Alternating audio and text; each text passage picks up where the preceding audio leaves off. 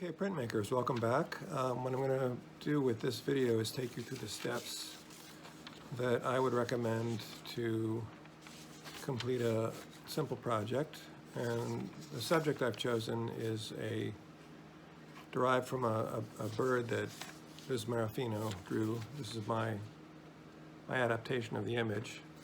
And what I'm going to do is transfer it onto a small linoleum block and take you through the steps of cutting the block. So I'm going to begin by sizing my block appropriately and then taking the drawing, inverting it, and rubbing charcoal on the back. It could also be Conte crayon. I only need to cover the area that applies to the image. Okay, then I'm going to invert it again onto the block. I might want to tape it down at this point, or just be very sure it doesn't move. And with a pencil or pen, I choose a pencil, I'm going to transfer all of the lines, the key lines, the main outlines of the drawing, onto the block. So you can see just preliminarily that I'm getting a very accurate transfer of the lines. Okay, so when I'm done, what I have is a rather messy but accurate transfer of all the key lines of the image. And what I'm going to do now is go over it to reinforce those main lines of delineation. And I also want to fill in, by referring to the drawing, I want to fill in any areas that I see were not adequately transferred. You want to make sure that you have actually gone over your transfer with a pencil or pen so that it won't rub off. So the Conte crayon or the charcoal alone won't stay fixed to the block. It'll rub off if we're not careful.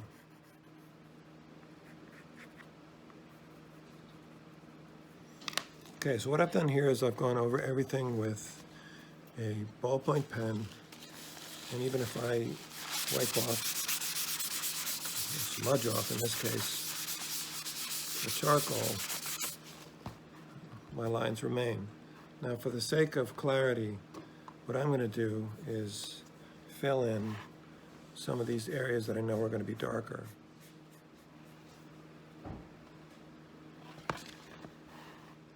Easier for me to see what I'm doing.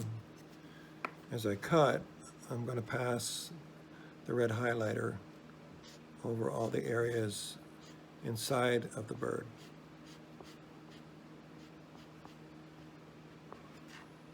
And you have to be careful because the Sharpie is going to run a little bit, so you don't want to drag it too much over. What I want to do is cut out the perimeter of the image and isolate it. So I'm going to take my V-gouge and begin doing that. An area like this, which is a little bit more complex, what I'm going to do is just give it a very wide leeway and just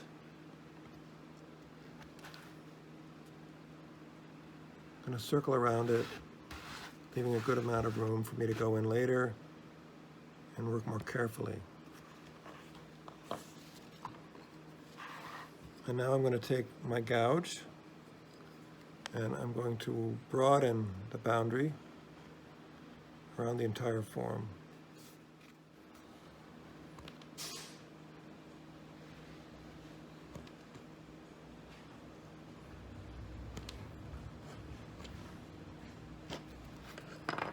Okay, another advantage to this is that it gives you a smaller area that's prone to picking up unwanted ink. But you want to leave enough linoleum around the image to support it. Now the really tricky part is this area here, the feet. A lot of intricate line work in there. So what I'm going to try to do is see how far my V-gouge takes me when I'm cutting through there. And I typically like to start on an inside corner moving outward. So this little juncture here, I don't want to end a cut there, but I could try to begin. And if I ever feel unsure about where a cut ends, I'll stop it short. And I also remain a little bit shy of the line there. I can always go in a little bit closer.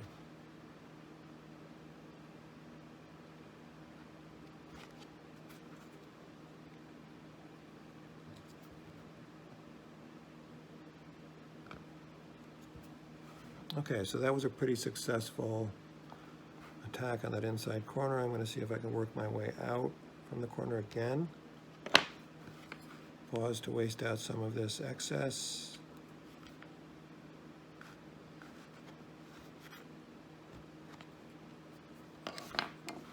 And I'm going to continue to look for other opportunities around here to use this gouge, but there are certain areas where I don't feel confident enough to do that. I want to be very, very sure about what I'm doing, and for those areas I will use my scalpel. It's much more clear what's happening on the block because it's a single edge cut.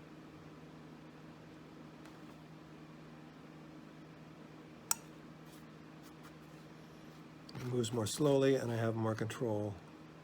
Honestly, I'm just much more sure about where I am and what I'm going to get.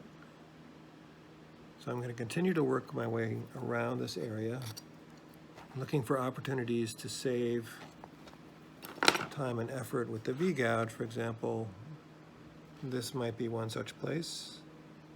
But again, I'm going to stop short of the corner because I don't want to risk overcutting. I'm going to go in with my scalpel and make the cut manually.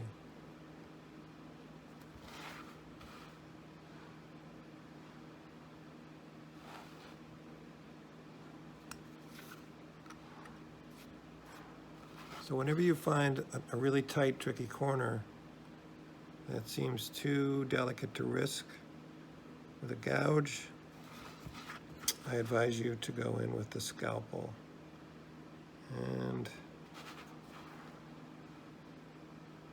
if you're ever hesitant, just cut shy a little bit. You can always go back in later and finish the cut. Open it up more. All right? So I'm going to continue to work my way around this area and finish those cuts carefully and slowly.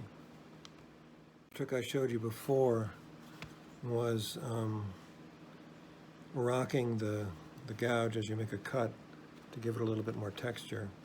So, for example, in the leg of the bird over here, I want it to look slightly ribbed or irregular. So I will take my gouge and rock it slightly as I make the cut.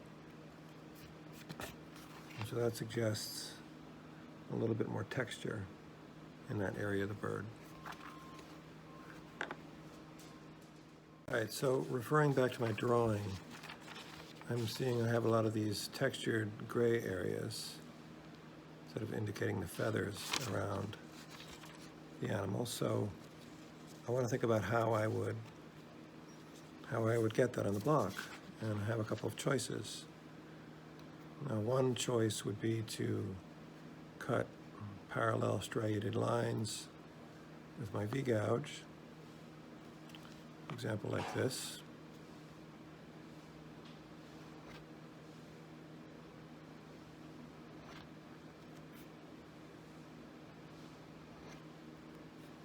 Or if I chose, I could rock my V-gouge as I moved it along and get a sort of a compound texture that way. But there's another way I'd also like to suggest, which is to use a sharp knife and score the surface of the block with the blade. In this case, I'll use a ruler, and I'll make repeated passes.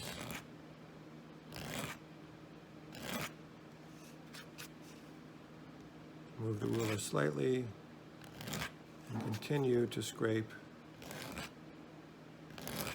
in such a way as to produce an irregular hatched pattern.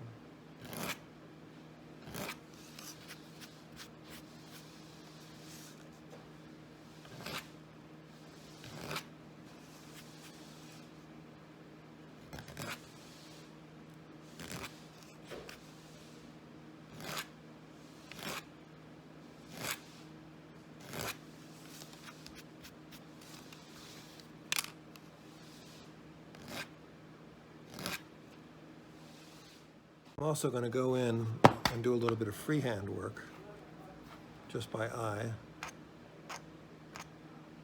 And I want to make sure to scrape deeply enough that I'm preventing these areas from picking up ink when I roll it up.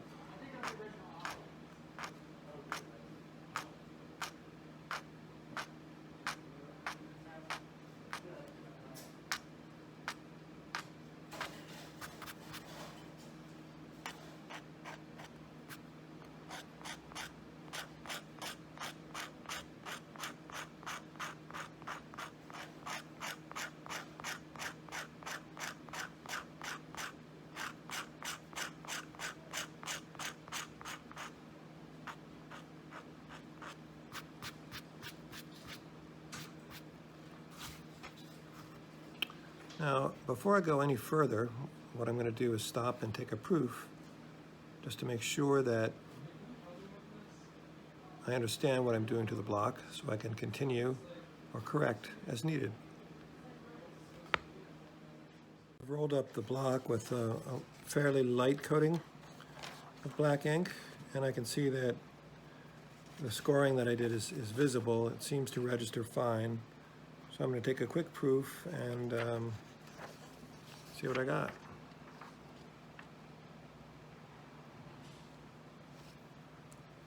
And for lack of a baron, I'm going to use the bottom of an ordinary ink jar, which I've had luck with previously.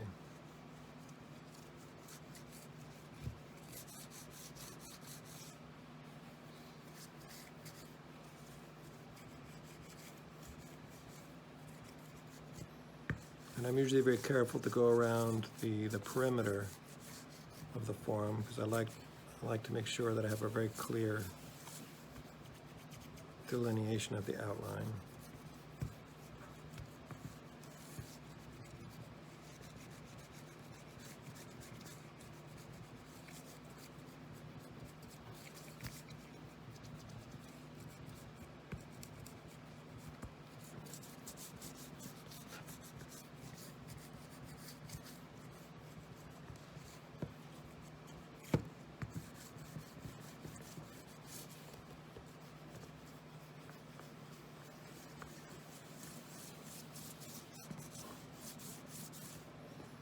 I'm going to take a peek and see what I'm getting. Make sure that I'm happy with the saturation. I can do any touch-ups I need to do. If I see any spots coming up dry.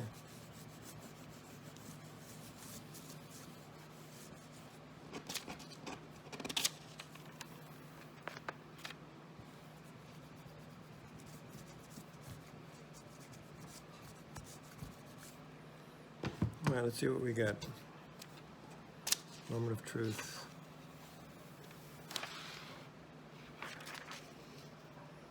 All right, so at this point, I'm really quite happy with this kind of irregular hatching effect that I'm getting in the wing area.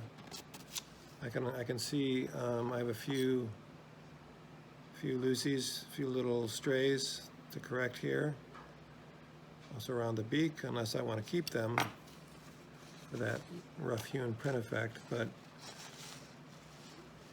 I'm going to continue with this project with confidence that that halftone technique, that scoring technique that I'm using is meeting my expectations. There's a little close-up.